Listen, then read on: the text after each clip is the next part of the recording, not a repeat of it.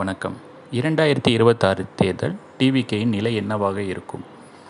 3 விதமான ரிசல்ட்கள் வரத்துக்கு வாய்ப்பு இருக்குது.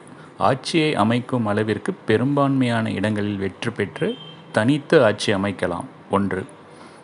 ஒரு சில இடங்களில் ஒன்றி வெற்றி பெற்று விஜய் அவர்கள் சட்டசபைக்கு செல்லலாம். அல்லது கணிசமான இடங்களில் வெற்றி, அதாவது 25 முதல் 30 இடங்களில் வெற்றி பெற்று யார் ஆட்சியை அமைக்க வேண்டும் என்று தீர்மானிக்கும் அளவிற்கு ஒரு பெரிய சக்தியாகவும் உருவாகலாம். இது எல்லாம் எவ்வாறு நிகழும்?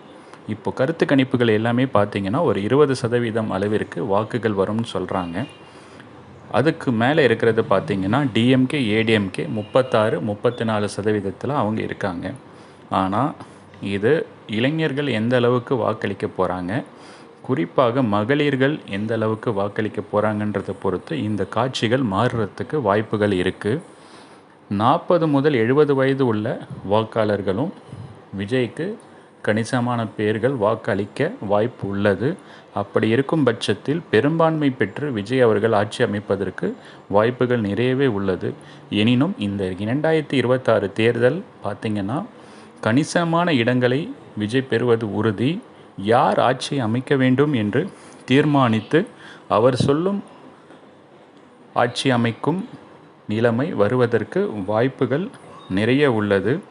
வாக்குகள் பொறுத்தவரை விஜய் எப்படி இருந்தாலும் தனித்து நின்று 15% மேல், கிட்டத்தட்ட 20% அவர் பெற்றுள்ளார்.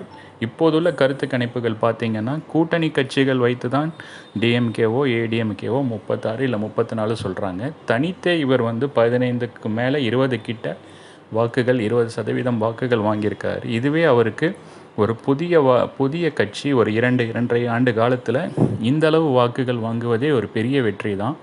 மேலும் எந்த செலவுகளும் காசு கொடுத்து கூட்டத்தை கூட்டாமல் தனியாக கூட்டம் கூட்டி, குறிப்பாக இளைஞர்கள் மத்தியில் அரசியல் குறித்த ஒரு ஈடுபாடை கொண்டு வந்திருக்காரு. இதுவும் அவருக்கு கிடைத்த வெற்றி. மகளிர் முக்கியமாக பெருந்திரளாக அவருக்கு கூடுகின்றனர் அவரது பேச்சை கேட்பதற்கு. இதுவும் அவர் செய்த ஒரு பெரிய சாதனை தான்.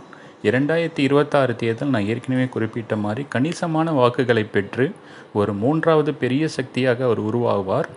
மேலும் அவர் தீர்மானிக்கும் கட்சி ஆட்சி அமைக்கும் அளவிற்கும் வரலாம் என்று எதிர்பார்க்கப்படுகிறது.